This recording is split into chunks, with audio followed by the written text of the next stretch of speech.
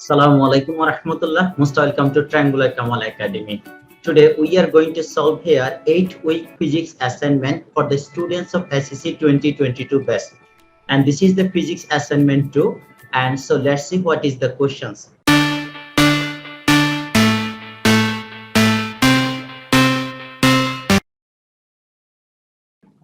2022 batch SSC 8-week physics assignment for the English version students.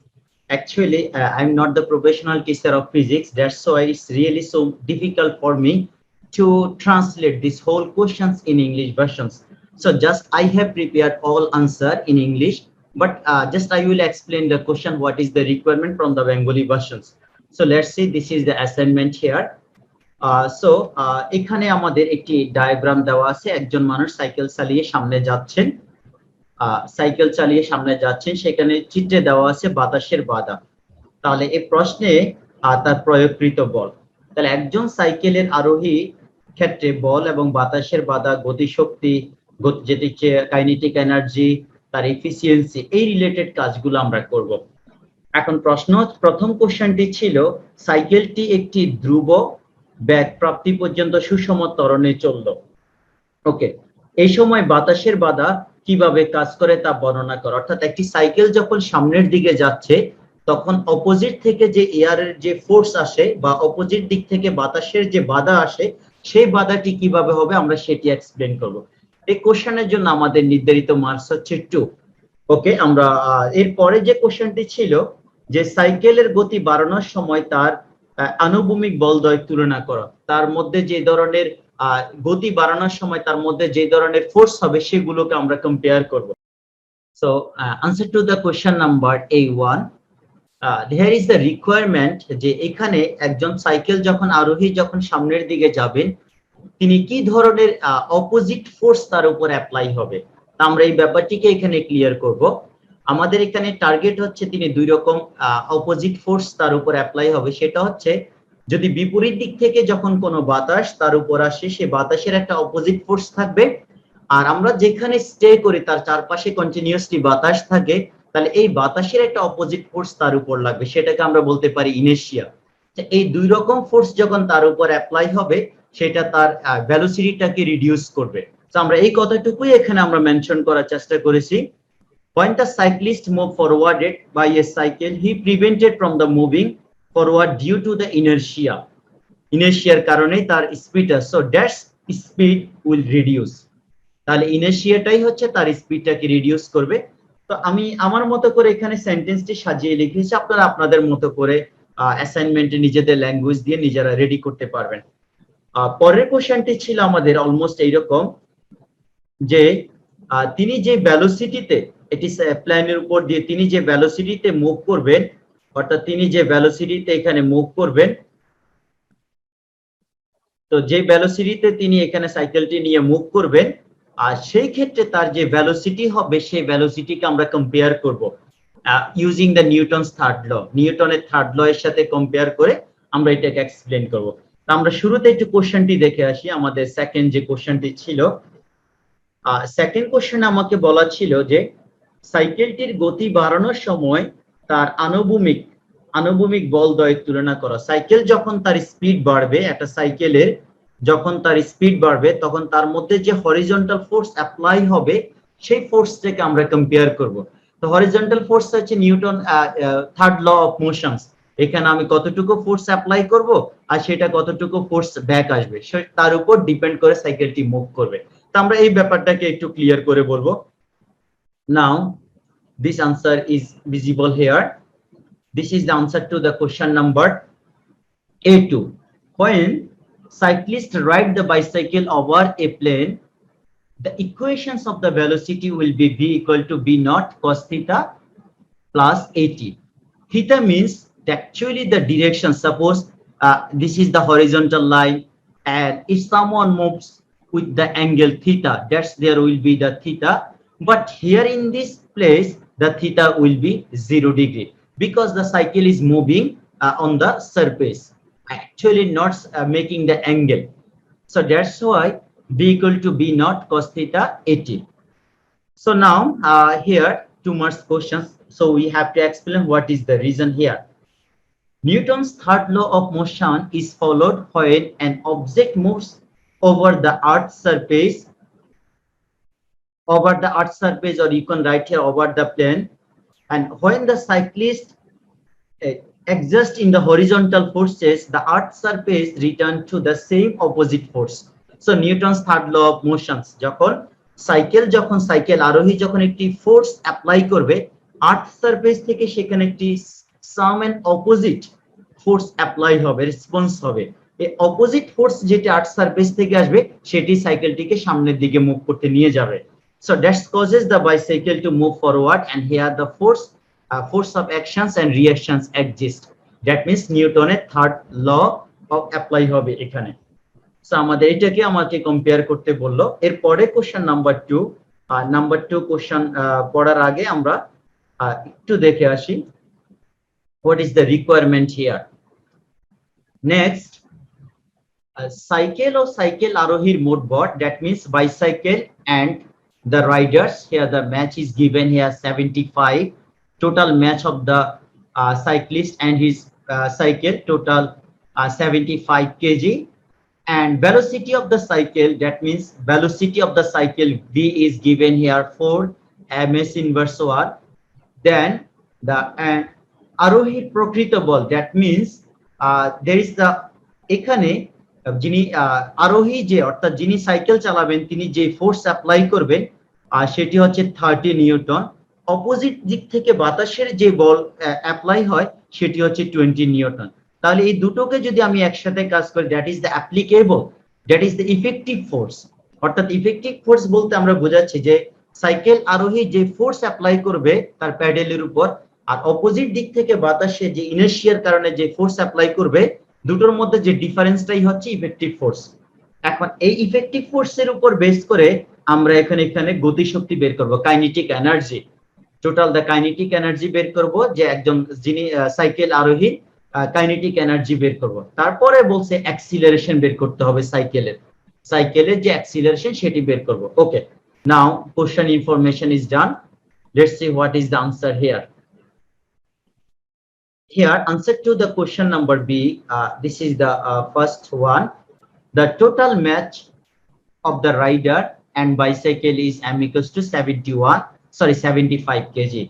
The velocity of the bicycle is 4 meter per second. Kinetic energy ke equals to what?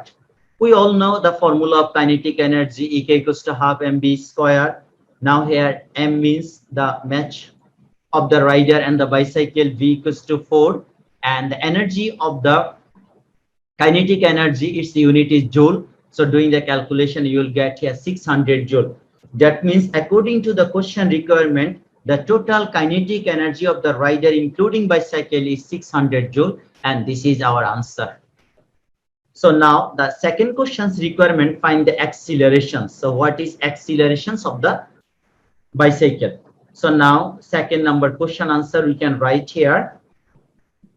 Question number 2. So here I think now more visible, you can take the screenshot. Total match of the rider and bicycle, from previous data we have to write here 75 kg. Effective force on the bicycle, that means rider is applying here 30 newton force, and from the opposite side due to inertia the force of wind is 20 newton. So now the difference will be the total effective force. So applied force 30 newton, opposite air force 20 newton due to inertia, so effective force is 10 newton. So now requirement is find the acceleration.